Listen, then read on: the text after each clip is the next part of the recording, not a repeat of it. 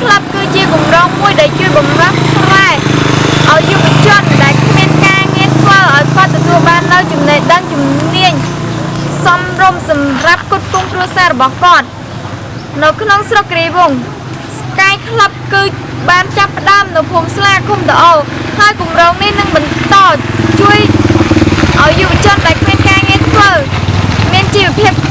ក្រីក្រអាចបង្កើតមុខរបរដោយខ្លួនឯងបានលោកគឹមសានបាននិយាយអំពីអត្ថប្រយោជន៍និងភាពបម្លាស់ប្រែដែល Sky Club បានចូលមកដល់ស្រុកគិរីវង្ស បានឈ្មោះអង្គកំសាន្តហើយជាបុគ្គលិកសម្រាប់គម្រោង Sky Club ហើយខ្ញុំពិតជារីករាយមែនទែននៅពេលដែលគម្រោងSky Model ត្រូវបានអនុវត្តជាមួយនឹងយុវជននៅស្រុកគិរីវង្សហើយខ្ញុំសង្កេតឃើញថានៅពេលដែលគម្រោងបានអនុវត្តគឺយុវជនមានការផ្លាស់ប្រែជាច្រើននៅទី1គឺតាំងពីអេយ៉ាបតជំនាញចំណេះដឹងក៏ដូចជាបទពិសោធន៍ជាច្រើនដែលជាពិសេសគឺយុវជនបានចូលរួមក្នុងការដឹកនាំក្នុងការអភិវឌ្ឍសហគមន៍ដូចជា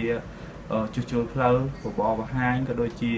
ការជួយដល់ជនរងគ្រោះផងដែរហើយទាំងអស់នេះហើយគឺជាអ្វីដែលគម្រោងចង់ធ្វើ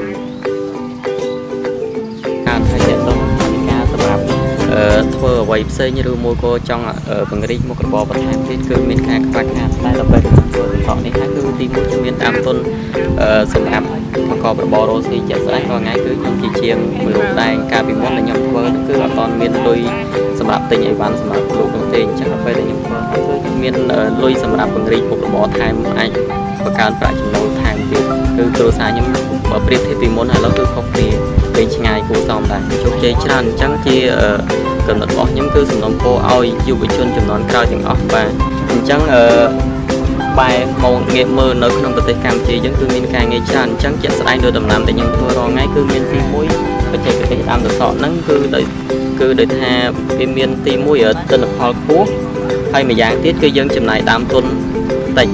បាទហើយយើងមានការងារធ្វើនៅចិត្តផ្ទះទៀតឲ្យយើងមិនចាំបាច់ទៅធ្វើការនៅប្រទេសថៃឬមួយក៏ប្រទេសម៉ាឡេស៊ីផ្សេងនោះទេអញ្ចឹងគឺយើងអាចមានលទ្ធភាពមានពេលវេលាសម្រាប់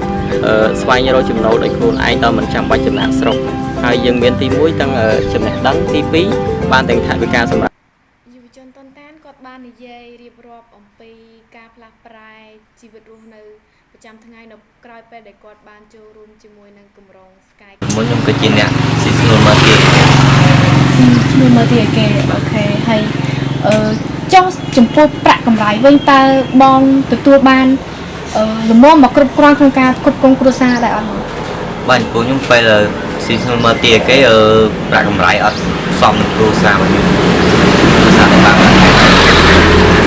មានផលលំបាកច្រើនទី1គឺពេលដែលមើលទៀតគឺលក្ខណៈពេលដែលភ្លៀងមកគឺងារភ្លៀងឬមួយបាត់ទារបស់គេហើយដូចជាពេលដែលមើលហ្នឹងទឹកស៊ីជើងមើលហើយចុះតើមានហេតុផលអ្វីដែលធ្វើឲ្យបងផ្លាស់ប្រែគំនិតមក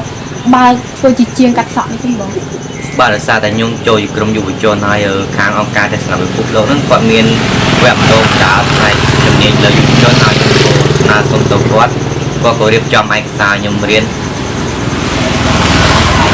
ហើយចុះហេតុផលអីបានបងចង់បង្កើតមុខរបរជាជាងកាត់សក់នេះ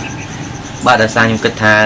ជាងកាត់សក់នៅក្នុងភូមិរបស់ខ្ញុំអត់ទាន់មានបើសិនជាខ្ញុំបើកអាចរកប្រាក់កម្រៃបានគ្រប់គ្រងគ្រួសាររបស់ខ្ញុំបានដល់ថ្ងៃអនាគតបានចុះបងបើកជាជាងកាត់សក់នេះអស់រយៈពេលប្រហែលនេះខ្ញុំបើកបានប្រហែលជា3ទៅ4ខែដែរ3ទៅ4ខែចុះចំពោះប្រាក់កម្រៃវិញតើវាសមគួរឬក៏វាល្មមក្នុងការគ្រប់គ្រងគ្រួសារបងដែរអត់នោះបាទចំពោះខ្ញុំគិតថាមិនតិចហើយក៏មិនច្រើនគិតថាមិនសមអាចគ្រប់គ្រងគ្រួសាររបស់ខ្ញុំបានដល់ថ្ងៃដែរហើយបងមានពីអីក្តាមផ្ញើទៅយុវជនយើងផ្សេងទៀតអត់បងបាទពួកខ្ញុំសូមញ៉ាំដល់យុវជនទាំងអស់ដែលអត់ទាន់មានការងារធ្វើសូមផ្លេចចូលរួមកម្មវិធីជាមួយនឹងអង្គការទស្សនវិភពលោកព្រោះគាត់កំពុងតែមានវគ្គបណ្ដុះបណ្ដាលលើយុវជនមានជំនាញជាងកាត់សក់ជាងឡានជាងកាត់កៅអៅនិងជាងផ្សេងផ្សេងបាទចំពោះវិបានទាំងអស់ហ្នឹងសម្ភារៈទាំងអស់ហ្នឹងគឺខាងអង្គការទស្សនវិភពលោកពេលដែលខ្ញុំរៀនជំនាញចប់ហើយគាត់បានជួយផ្ដល់ជាសម្ភារៈមកគ្រប់គ្រាន់សម្រាប់ខ្ញុំបើកជាអាជីវកម្មនេះដល់ជាជំនាញមួយដល់ខ្ញុំហើយនឹងសម្ភារៈផ្សេងរបស់ខ្ញុំបើកជាអាជីវកម្មរស់ស៊ី ខ្ញុំសូមជូនពរឲ្យបុគ្គលិកទាំងអស់មានសុខភាពល្អនិងយុវជននៅស្រុករបស់ខ្ញុំក្រៅផងដែរបាទ con chào